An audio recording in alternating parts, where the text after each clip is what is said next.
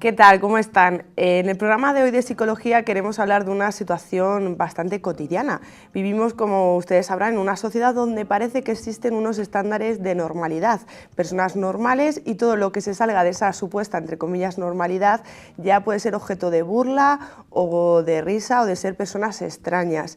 Esto es una situación especialmente delicada e importante en adolescentes y niños.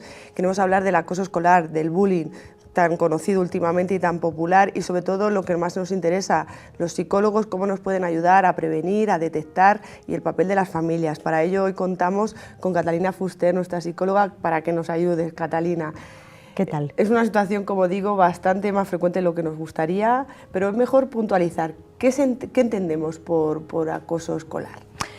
Bueno, caben muchas cosas, podríamos decir, dentro de esa idea de acoso, pero sobre todo nos vamos a referir a una conducta que sea recurrente, que sea intencionada, que va enfocada hacia una persona en concreto, que porque alguien, uno o más, porque también se puede dar en grupo, lo que buscan es producirle un malestar, un daño, a veces incluso fastidiarle y perjudicarle en su autoestima, y por lo tanto esas conductas llegan a interferir lo que es el proceso de aprendizaje y lo que es la etapa de escolarización de cualquier niño, cualquier niña, cualquier chico o cualquier chica, ¿no? A grandes rasgos. Quizá lo que podríamos destacar de esa definición es la intencionalidad, por una parte, y la recurrencia. Y decimos eso porque todos sabemos que es habitual las bromas, que a veces es habitual comentarios que puedan ser puntuales y concretos, y eso ya no tiene por qué ser visto como una situación de acoso o de bullying. Cuando existe repetición, cuando existe recurrencia y cuando se focaliza en una determinada persona, con esa intencionalidad, entonces ya sí que hablaríamos de esta situación. Bueno, ya lo tenemos un poco enfocado, porque a veces se puede confundir. Ahora lo que quizás más nos interesa es cómo detectarlo y si es posible prevenirlo. Sí, claro, prevenirlo siempre. Yo creo que cualquier cosa, cualquier situación es importante poderla prevenir. ¿Cómo detectarlo? Pues nos daríamos cuenta, por ejemplo, de que un niño, una niña, un joven, una chica que está sufriendo un proceso así, cambia aparentemente sin que encontremos alguna explicación lógica. Cambia, por ejemplo, en que de repente pone impedimentos, pone pegas, para ir al colegio, para ir al instituto. No quiero ir, no me apetece, busca algún tipo de excusa, algún tipo de justificación. Incluso a veces pueden llegar a medio inventarse alguna enfermedad, alguna dolencia, me duele aquí, me duele la cabeza, me duele el estómago, sin que aparentemente entendamos muy bien por qué.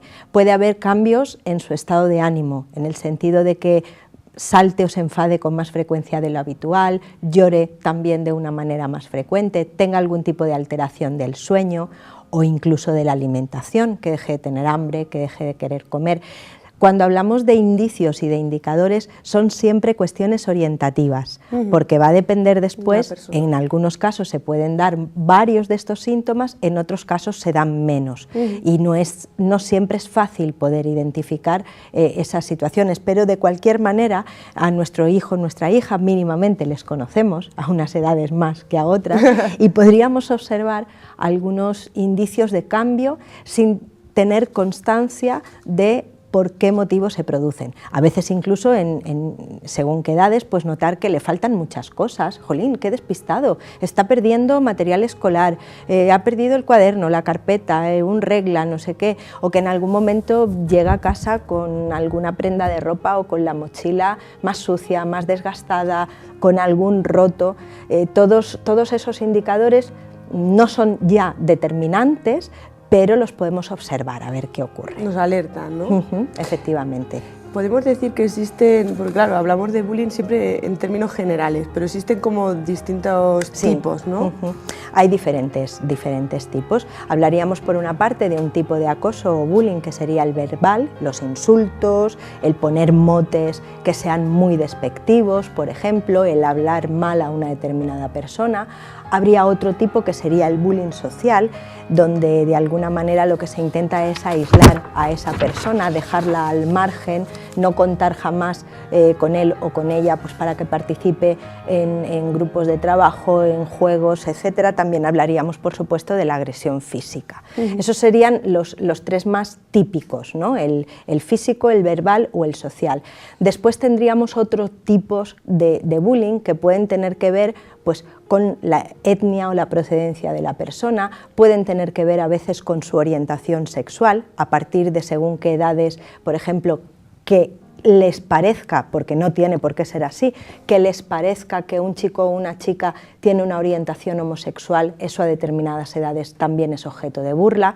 Y por supuesto hablamos de la variante del ciberbullying, que sería todo lo que hemos dicho, instrumentalizado a través de redes sociales y a través de métodos de mensajería como puedan ser el WhatsApp y demás.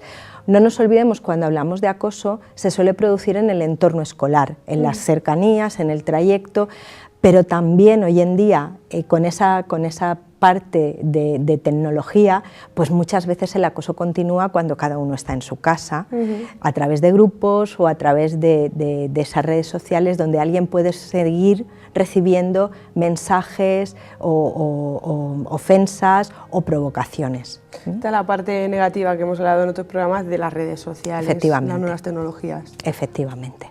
Bueno, algo a lo mejor que nos pasa siempre por alto es quiénes son los protagonistas, entre comillas, en este escenario de una situación de acoso escolar.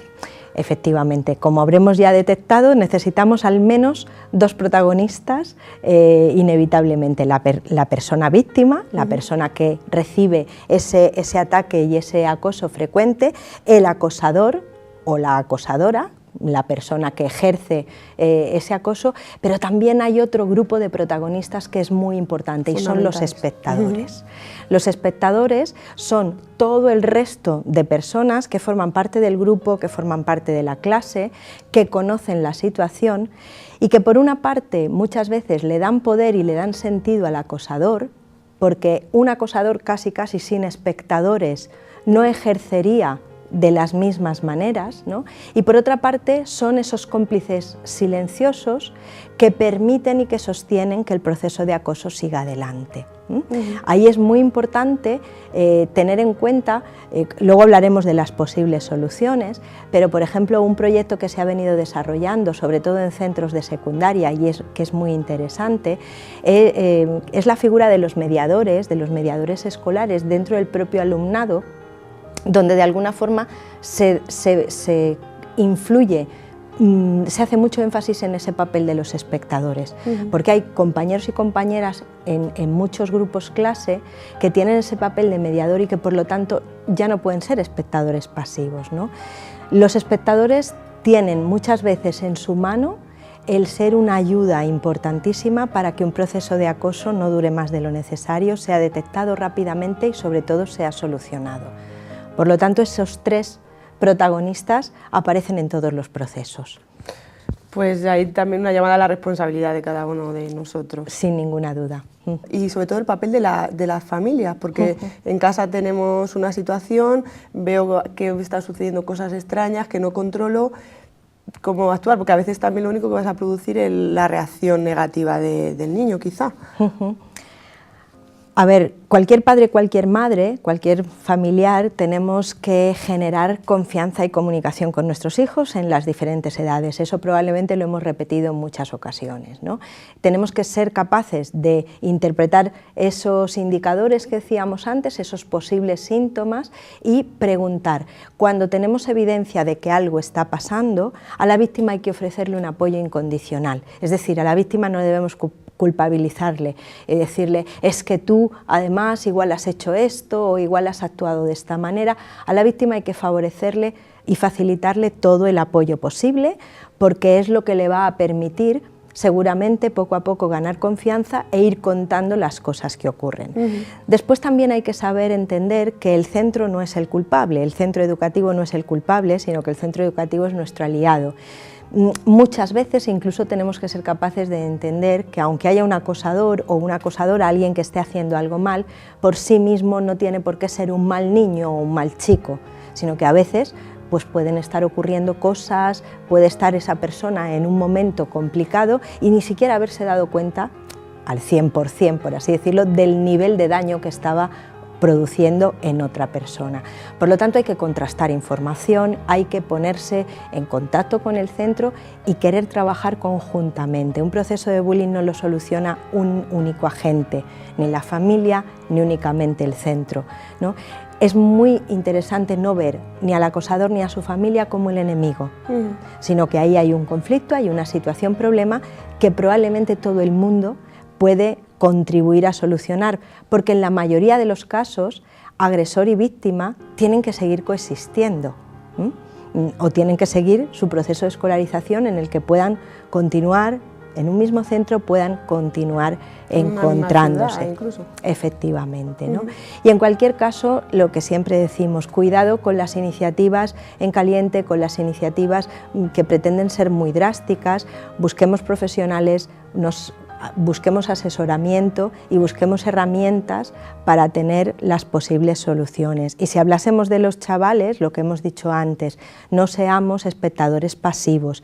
A mí en este punto también me gustaría hacer una recomendación, porque desde el Colegio de la Psicología de Castilla-La Mancha, en nuestra página web, tenemos editado todo un material, toda una documentación que está a disposición del público en general. Concretamente, dentro de nuestra web, que es www.copclm.com, tenemos en una de las pestañas que lleva por título Publicaciones, hay un apartado de guías y dentro de todas las guías que abordan diferentes temas hay una edición especial de guías sobre acoso escolar. Concretamente hay 3 guías, una destinada a niños y jóvenes, otra destinada a padres y madres y otra destinada a profesorado y personal docente de los centros, donde de alguna manera pues, se explican con detalle las cosas que hemos comentado en este rato y se dan algunas pautas muy concretas para que cualquier persona que nos vea y que pueda estar interesada pueda acudir ahí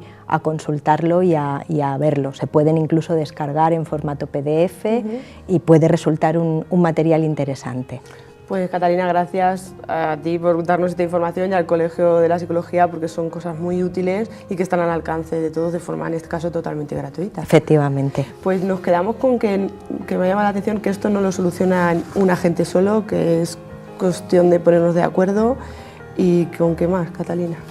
Pues básicamente con no tenerle miedo, con no buscar culpables y víctimas exclusivamente y con la idea de que debemos actuar, debemos buscar soluciones e intentar entender y escuchar todos los participantes y todos los elementos que forman parte de eso. Evidentemente, dependiendo de las edades y de las etapas a las que nos estemos haciendo referencia, la gravedad y la complejidad de un proceso de bullying podrá ser distinta, pero en cualquier caso, insisto, no nos quedemos solo con el papel de víctima y agresor, de culpable y víctima, sino que veamos un poco más, de manera más amplia, todo lo que sería el conjunto. Sí, que la situación es bastante más compleja que solo 2 actores. Pues con los consejos o este análisis de la realidad del bullying de Catalina Fuster, esperamos que hayamos aprendido todos un poco y te esperamos el próximo día, Catalina. Gracias. Muchas gracias.